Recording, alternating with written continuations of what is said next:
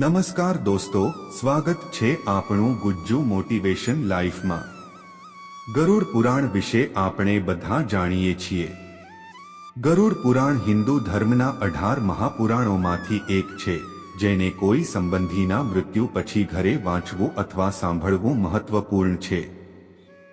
ગરુડ પુરાણમાં નીતિ, નિયમો, વિજ્ઞાન, ધર્મ, કર્મ, પાપ, પુણ્ય, મૃત્યુ, આત્મા, સ્વર્ગ, નરક અને પુનર્જન્મ વગેરેનું વર્ણન છે।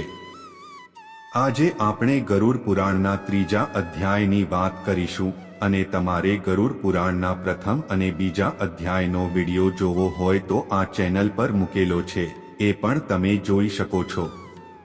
અને તમને આ વિડિયો પસંદ આવે તો વિડિયોને લાઈક અને શેર કરવાનું ભૂલતા નહીં। તો ચાલો વિડિયોને શરૂ કરીએ।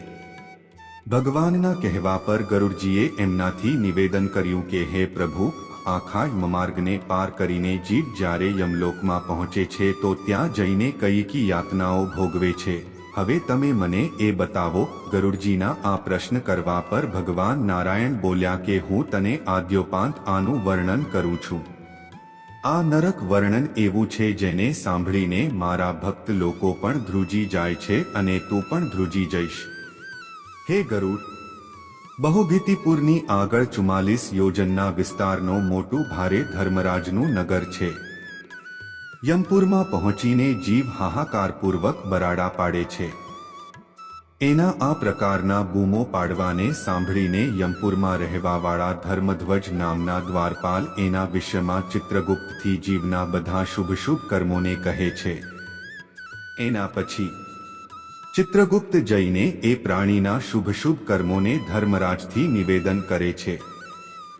હે ગરુડ, જે નાસ્તિક છે, હંમેશા પાપકર્મમાં લાગેલા રહે છે, ધર્મરાજ એને સારી રીતે ઓળખે છે। એના પર પણ એમના પાપોને ચિત્રગુપ્તથી પૂછે છે। પછી ચિત્રગુપ્ત બધું જ જાણતા હોવા છતાં મનુષ્યોના પાપોને શ્રવણથી પૂછે છે। સ્વર્ગ, ભૂમિ, પાતાળમાં વિહાર કરવાવાળા શ્રવણ બ્રહ્માના પુત્ર છે અને એમને દૂરથી સાંભળવા અને દૂરથી જોવાનું વિશેષ જ્ઞાન છે। એમની સ્ત્રીઓ પણ એમની જ જેમ દૂર સુધી જોવા અને સાંભળવા વાળી હોય છે। સ્ત્રીઓના જેટલા કામ છે એમને તે બધા સારી રીતે જાણે છે। તે બધા શ્રવણી મનુષ્યોના છુપાયેલા કર્મો, પ્રગટ કરેલા કર્મો, કહેલી વાતો તથા વ્યવહાર અને કરેલા કાર્યોના તત્વને જાણે છે। તે બધા એ જ રીતે ચિત્રગુપ્તથી કહી દે છે। ધર્મરાજના દૂત મનુષ્યનો મન, વચન અને શરીરથી કરેલા શુભ સંપૂર્ણ કર્મનો સારી રીતે ઓળખે છે। સત્ય બોલવાવાળા શ્રવણ લોકો મનુષ્ય અને દેવતાઓના બધા કર્મોને જાણવાની શક્તિ રાખે છે।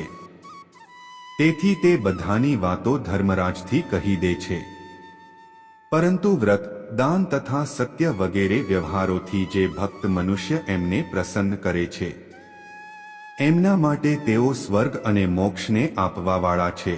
તેઓ સત્યવાદી શ્રવણ પાપીઓના પાપકર્મને જાણીને ધર્મરાજની સામે કહીને પાપીઓ માટે દુઃખદાયી હોય છે।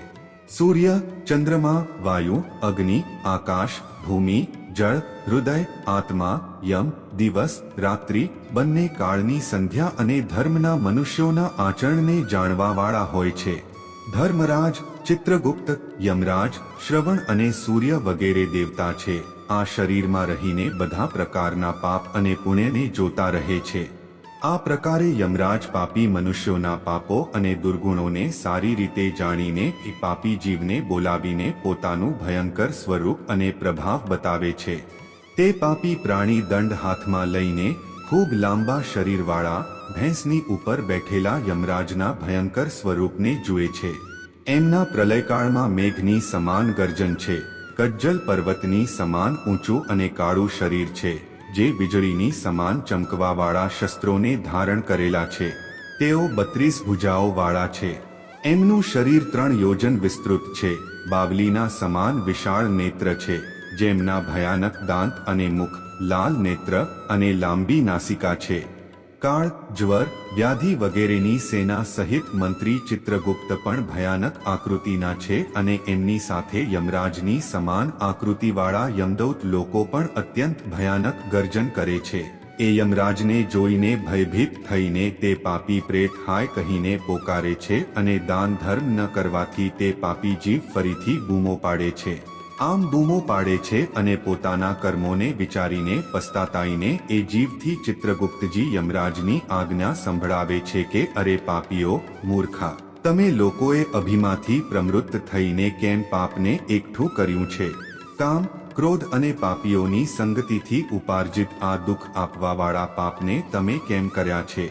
તેઓ કહે છે કે તમે પહેલા ખૂબ ખુશીથી પાપ કર્મ કરો છો, હવે એવી જ રીતે હર્ષિત થઈને યાતનાઓ પણ ભોગવો. હવે તમે કેમ દુઃખી થાઓ છો? તમારા કરેલા પાપ જ તમારા દુઃખનું કારણ છે, એમાં કોઈ દગો નથી કરવામાં આવતો. મૂર્ખ કે પંડિતમાં, પ્રબળ નિર્બળમાં, દરિદ્ર ધનવાનમાં યમરાજ સમાન વર્તન અને ન્યાય કરવાવાળા છે. ચિત્રગુપ્તના વચન સાંભળીને પાપી જીવ પોતાના કર્મનો વિચારીને મૌન થઈને ચૂપ થઈ જાય છે. ધર્મરાજ પણ ચોરની જેમ બેઠેલા એ પ્રાણીને જોઈને એના માટે શુભાશુભ કર્મોના યોગ્ય દંડની આજ્ઞા એને આપે છે. એ સિવાય તેઓ નિર્દયી દૂત પીડા આપીને કહે છે કે હે પાપી નિર્દય, તમે ઘોર અને ભયંકર નરકમાં જાઓ. યમરાજની આજ્ઞા મેળવીને દુર્દંડ, પ્રચંડ, ચંડ વગેરે દૂત એ બધા પાપીઓને એક ફંદામાં બાંધીને નરકની તરફ લઈ જાય છે. ત્યાં સળગતી અગ્નિની સમાન મહાવિશાળ એક વૃક્ષ છે. એનો વિસ્તાર 5 યોજનનો છે, 1 યોજનની એની ઊંચાઈ છે. એ વૃક્ષની ડાળીમાં નીચેની તરફ મુખ કરીને પાપી પ્રાણીને બાંધીને ભયંકર યાતના આપે છે. એ વૃક્ષમાં બંધાયેલો સળગતો જીવ રોવે છે, પરંતુ ત્યાં એની રક્ષા કરવાવાળું કોઈ નથી હોતું. એ સેમલના વૃક્ષમાં અનેક પાપી લડકીને યાતના ભોગવે છે અને ભૂખત્રસથી પીડિત થઈને યમદૂતો દ્વારા તાડિત કરવામાં આવે છે. મદહીન એ પાપી દૂતોથી હાથ જોડીને કહે છે કે હે દૂતો, અમારા અપરાધને ક્ષમા કરો. આ પ્રકારે કહેવા પર પણ એ પાપી પ્રાણીઓને લોખંડના સળિયા, મુદગર, તોમર, ગદા અને ભાલા તથા મુસલ વગેરેથી યમદૂત મારે છે. મારવાથી જીવ મૂર્છિત થઈ જાય છે.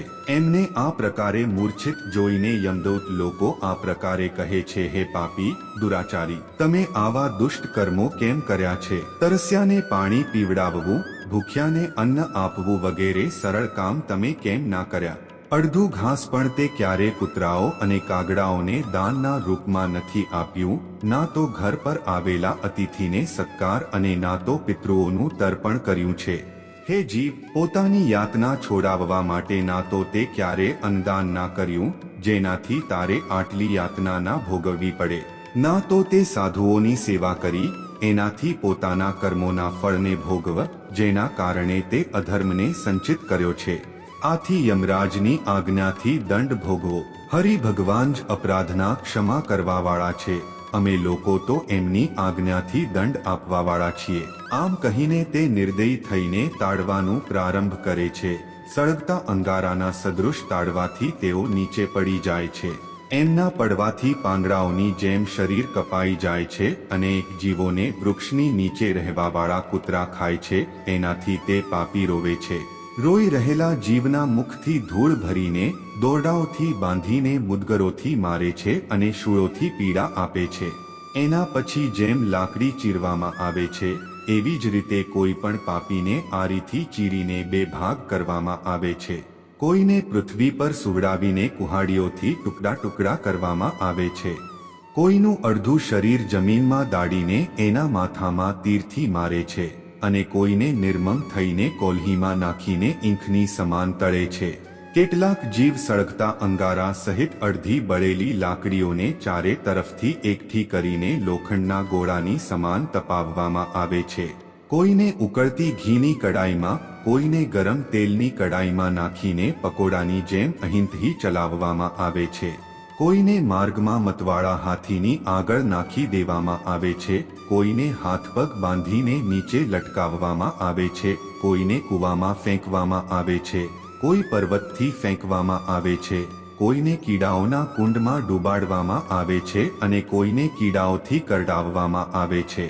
આ બધા જીવોના વજરની સમાન કઠોર ચાંચવાળા માંસને પસંદ કરવાવાળા ગીધ અને કાગડાઓ વગેરેની ચાંચોથી શરીરને નોચે છે, આંખોમાં ચાંચ મારીને તથા મોંના માંસને ચાંચથી કાપે છે. કોઈ પોતાના ઋણને માંગે છે. હવે તમને મેં યમલોકમાં જોયા છે. તે મારું ધન ખાધું છે. નરકમાં આવા ઝઘડા કરવાવાળા પાપીઓના માંસ સિંડાસીથી કાપીને યમદૂત લોકો એ માંગવાવાળાને આપે છે. યમના દૂત આ પ્રકારે એ પાપીઓને દંડ આપીને યમની આજ્ઞાથી અંધતામિશ્ર વગેરે અનેક નરકોમાં નાખી દે છે.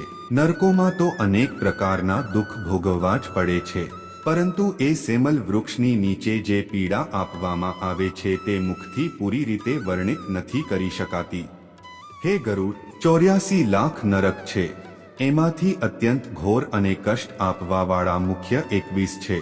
એમના નામ આ છે: મહારૌરવ, તામિશ્ર, લોહશંકુ, કુડમલ, શાલ્મલી, રૌરવ, કાલસૂત્રક, લોહિતોદ, પુતિમૃત્તિક, સંઘાત, સવિશ, સંપ્રતાપન, મહાનિર્ય, કાકોલ, અવિચી, સંજીવન, મહાપત, અંધતામિશ્ર, કુંભીપાક, સંપ્રતાન. એકતપન જીવને આ 21 નરકોમાં અનેક પ્રકારની પીડા ભોગવવી પડે છે. આ નરક અનેક પ્રકારના પાપોને ફળ આપવાવાળા છે. આ બધામાં યમદૂત નિવાસ કરે છે. આ નરકોમાં પડેલા અજ્ઞાની, પાપી, અધર્મી એ નરકોની યાતનાને વર્ષો સુધી ભોગવે છે. તામિશ્ર, મહાપત, અંધતામિશ્ર અને રૌરવાદિક જેટલા નરક છે, એમનો ભોગ સ્ત્રી પુરુષના સંયોગવાળા પાપથી ભોગવવો પડે છે. આ પ્રકારે કુટુંબીઓનું પાલન કરવાવાળા અલગ થાય છે અને કુટુંબનું પાલન ન કરીને પોતાનું પેટ ભરાવાળા પાપી આ લોકમાં કુટુંબ અને શરીર બંનેને છોડીને પરલોકમાં જઈને આ પ્રકારે યાતના સહન કરે છે. એમના પાપનો ઘડો ભરાઈ ચૂક્યો હોય છે અને આ બધા એના ફળ ભોગવે છે. બધા પ્રકારના દંડ સ્વરૂપ ફળને ભોગવીને મનુષ્ય ભોગવાવાળું શરીર અહીં છોડીને દ્રોહરૂપી પાપનું સંબલ લઈને અંધકાર સ્વરૂપ અંધતમ નરકે જાય છે. કેટલાક એવા છે જે ફક્ત અધર્મથી જ કુટુંબ પાલન માટે તૈયાર રહે છે. જે જીવ અને ઘોર અંધકારના સ્થાન અંધતામિશ્ર નરકને જાય છે. જેને મનુષ્ય લોકમાં જન્મ મળે છે તે પહેલા યાતનાઓને ભોગવીને પછી પવિત્ર ભૂલોકમાં આવે છે. આ રીતે યમલોકનું આ સ્વરૂપ અત્યંત ભયાનક છે. જો આ વિડિયો તમને પસંદ આવ્યો હોય તો વિડિયોને લાઇક એન્ડ ચેનલને સબસ્ક્રાઇબ કરી બાજુમાં બેલ આઇકનને પ્રેસ કરવાનું ના ભૂલતા, કેમ કે મારા બીજા નવા વિડિયોની નોટિફિકેશન તમને તરત જ મળી જશે. અને આ વિડિયોને તમારા ફ્રેન્ડ્સને જરૂરથી શેર કરજો.